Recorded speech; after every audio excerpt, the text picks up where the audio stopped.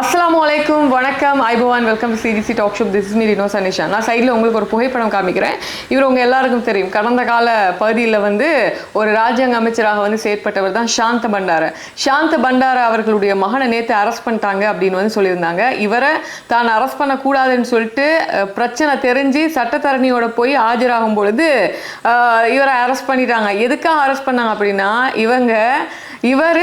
இவரோட சேர்ந்து இன்னொரு 3 பேர் சேர்ந்து மொத்தமாக 4 பேர் சைனா நாட்டை சேர்ந்த ஒருத்தரை ஏமாத்திருக்காங்க.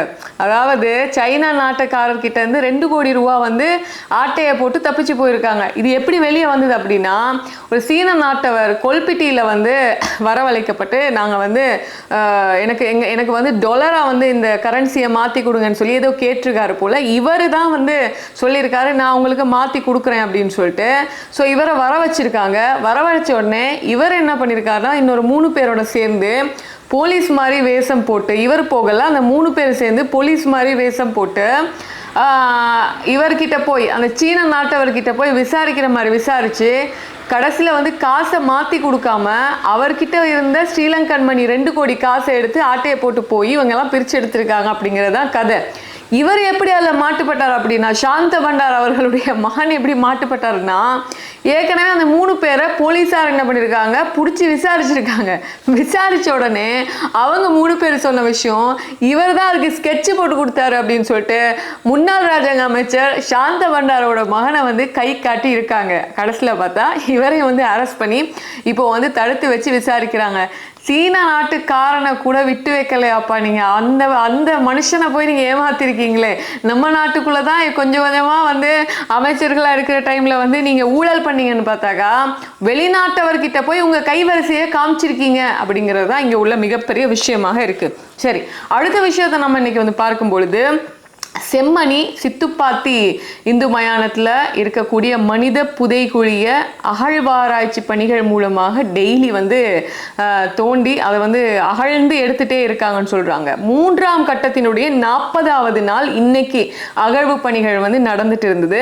இந்த செம்மணி மனித புதைகுழியில் 3ஆம் கட்ட பணிகளை 56 நாட்கள் முன்னெடுப்பதற்கு நீதிமன்றம் அனுமதி கொடுத்திருந்தாங்க.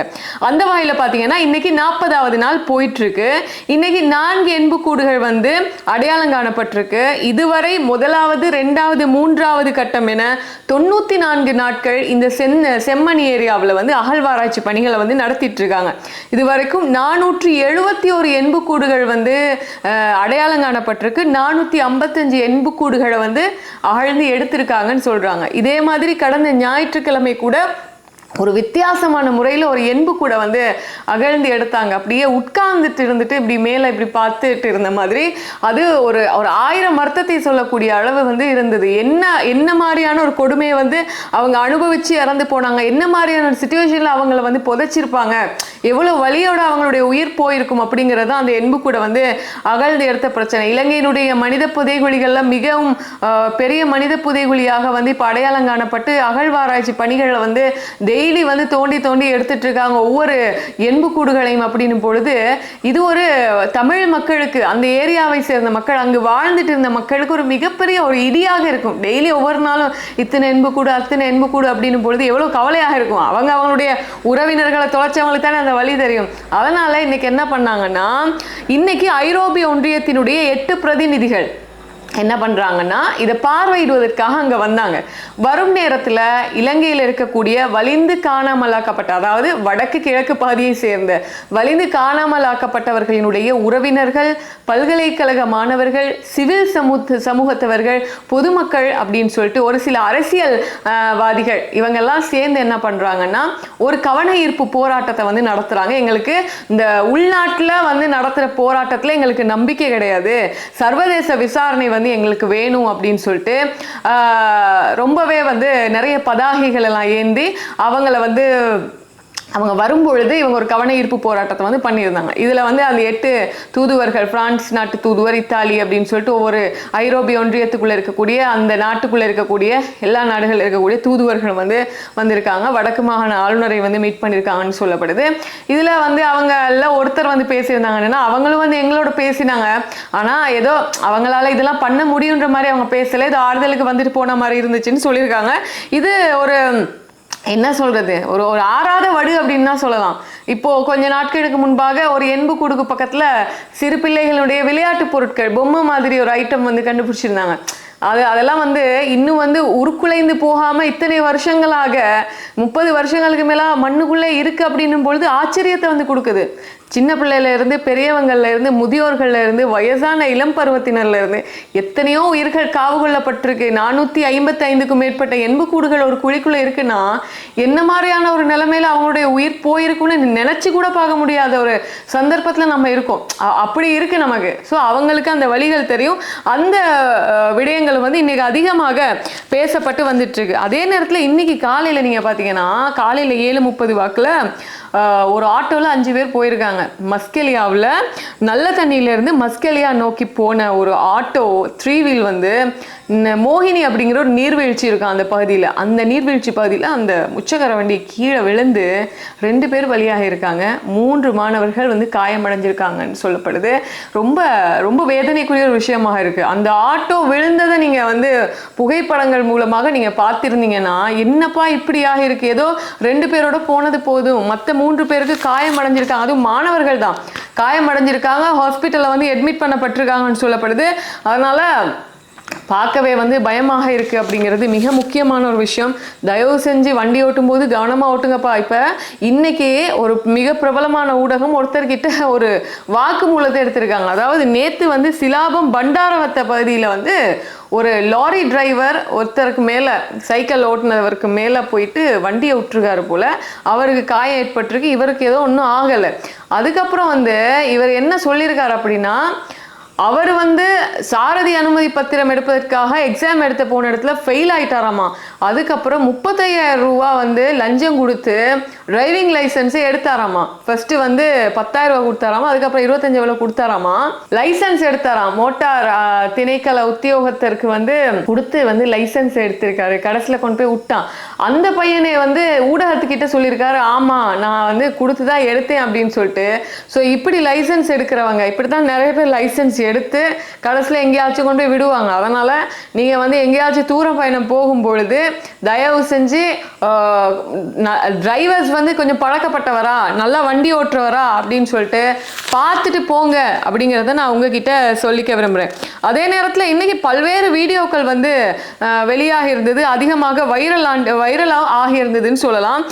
இன்னொரு முக்கியமான விஷயம்னா 2026ஆம் ஆண்டினுடைய முதல் அரையாண்டில் கிட்டத்தட்ட நம்ம நாட்டின் இலங்கையினுடைய ஏற்றுமதி வருமானம் வந்து 9 பில்லியன் யூஎஸ்டி, அதாவது 9,012.24 மில்லியன் யூஎஸ்டின்னு சொல்லப்படுது. ஏற்றுமதி வருமானமாக நமக்கு கிடைச்சிருக்கு. 2025 ஒப்பிடும்பொழுது இது 8% வளர்ச்சியாகவும் இருக்கு அப்படின்னு வந்து சொல்றாங்க.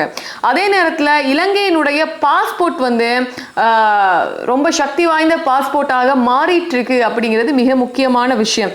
இதுல உலகின் முன்னணி கடவுச்சீட்டு குறியீடுகளில் ஒன்றாக விளங்கும் ஹென்லி நிறுவனம் வந்து 199 கடவுச்சீட்டுகளை தரவரிசையில வந்து மதிப்பிட்டிருக்காங்க. இல்ல இலங்கைக்கு வந்து பாத்தீங்கன்னா 94வது இடம் வந்து உலக அளவுல வந்து கிடைச்சிருக்குன்னு சொல்றாங்க. உலகின் சக்தி வாய்ந்த கடவுச்சீட்டுக்கான சமீபத்திய இந்த குறியீட்டு பட்டியல்ல நம்ம இலங்கைக்கு இப்படி ஒரு இடம் கிடைச்சிருக்கிறது அப்படிங்கிறது நல்ல விஷயம்னு சொல்றாங்க. இலங்கை கடவுச்சீட்டை கொண்டு செல்பவர்களின் முன்கூட்டிய வீசா அனுமதியின்றி அல்லது வருகையின் போது வீசா பெறும் வசதியுடன் உலகளாவிய ரீதியில் 39 நாடுகளுக்கு பயணிக்க முடியும்.